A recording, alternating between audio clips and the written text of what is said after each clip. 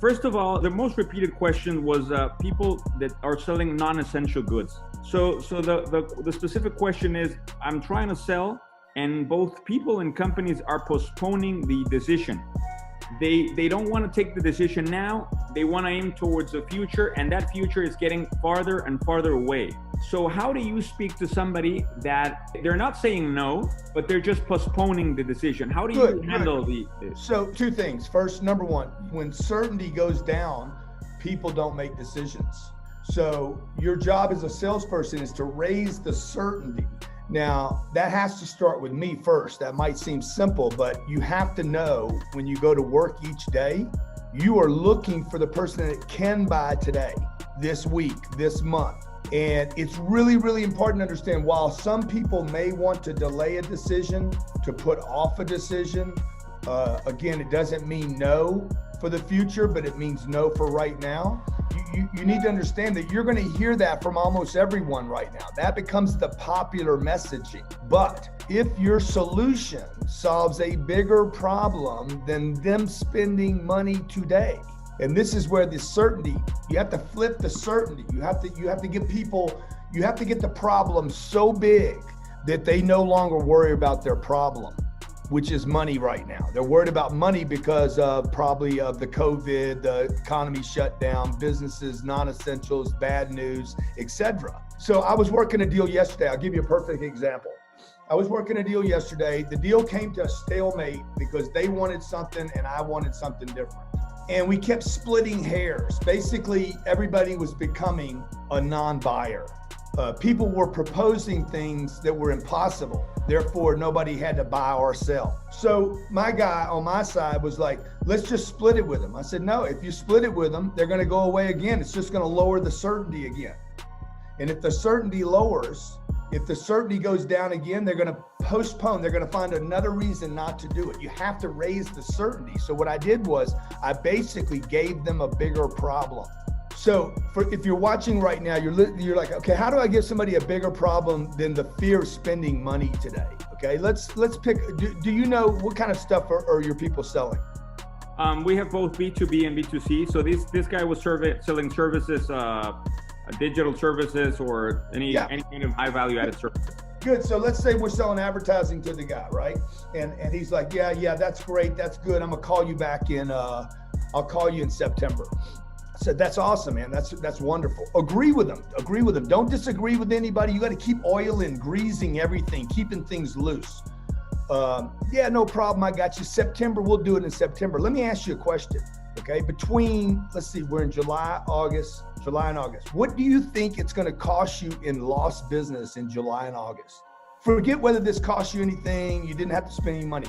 If my program worked as well as I say it will, what would that cost you in lost revenue for July, August, and September?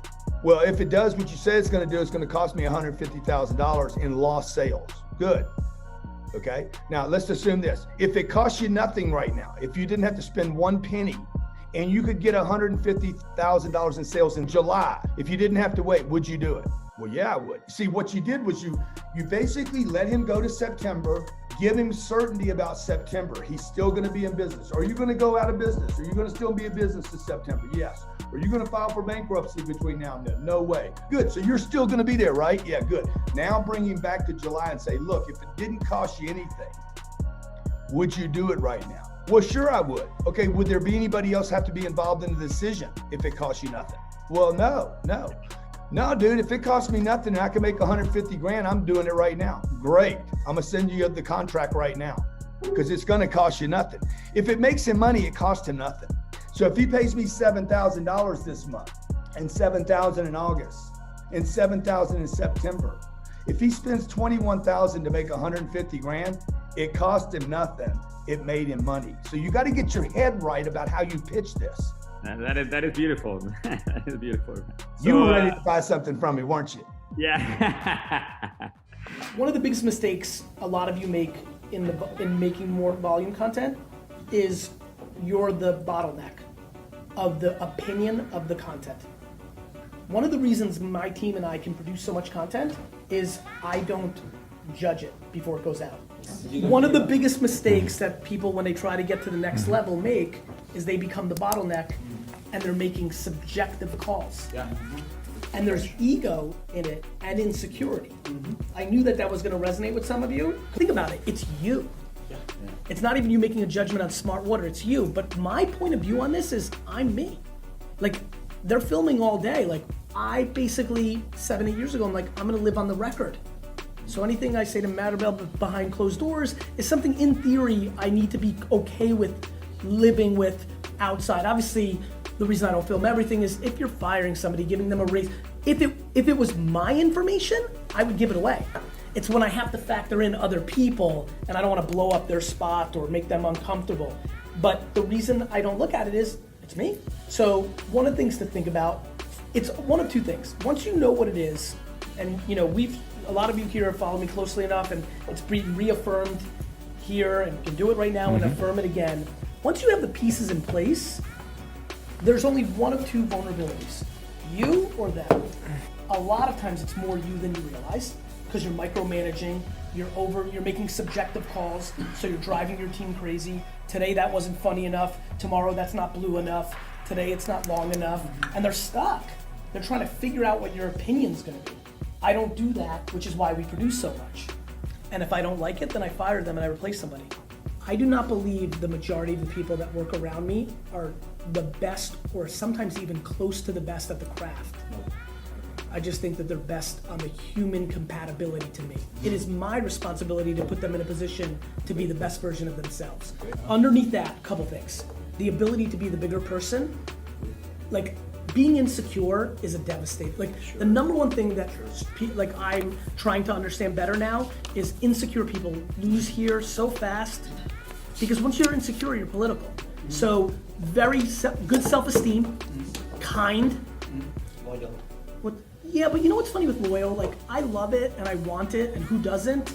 I'll be honest with you though, I'm a little bit the other way these days on that. I prefer it, but loyalty is gonna be predicated on my ability.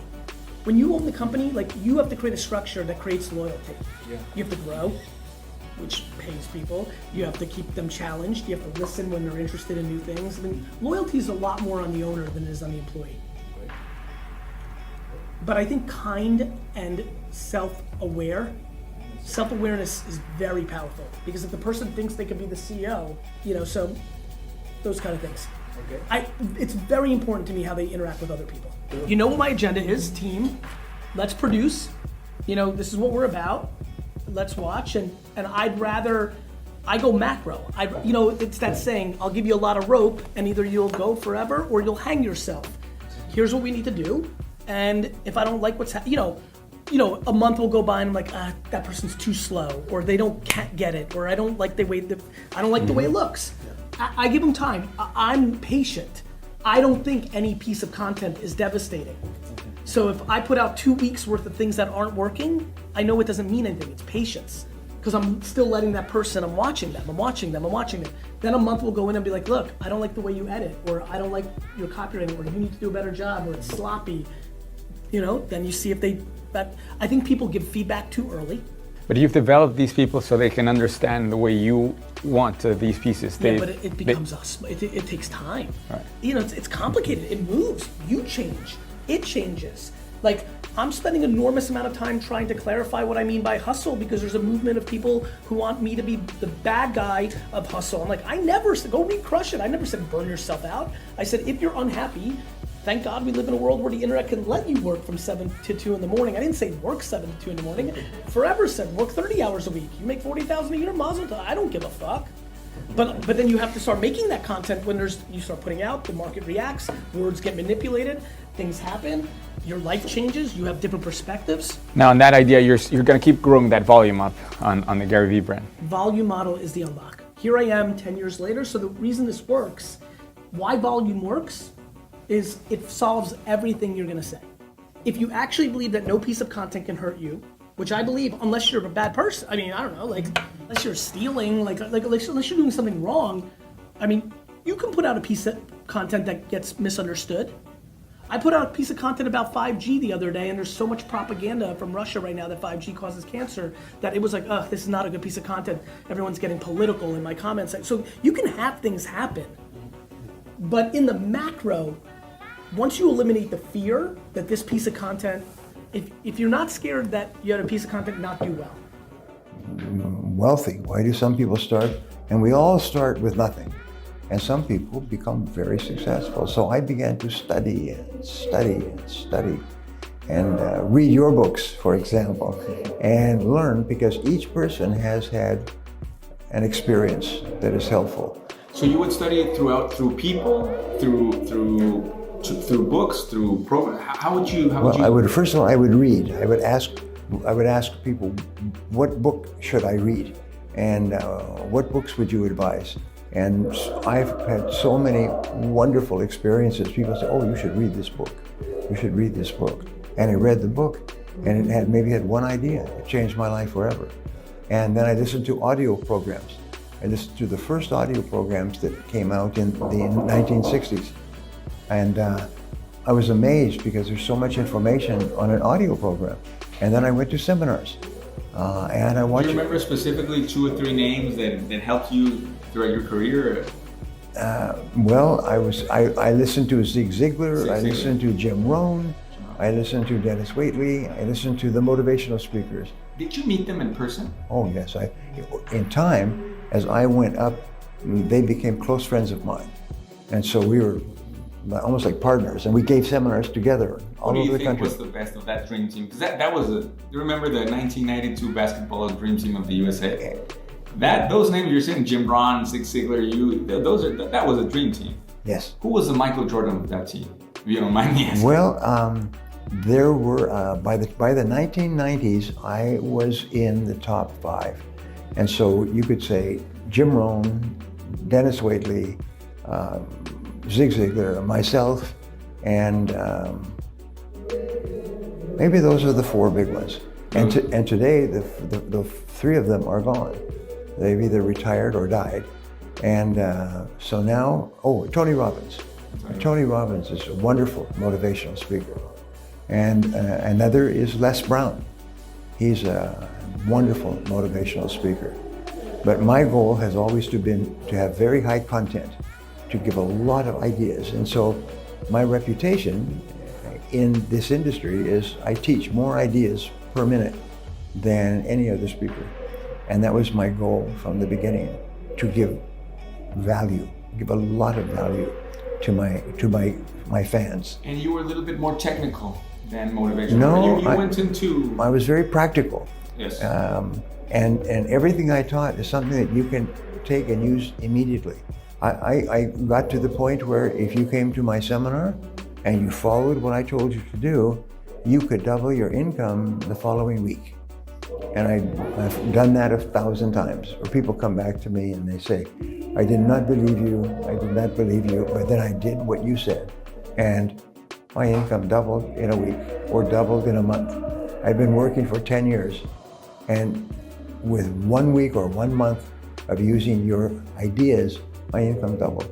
And I've spoken now for more than 1,000 big companies, and more than 10,000 small and medium-sized companies.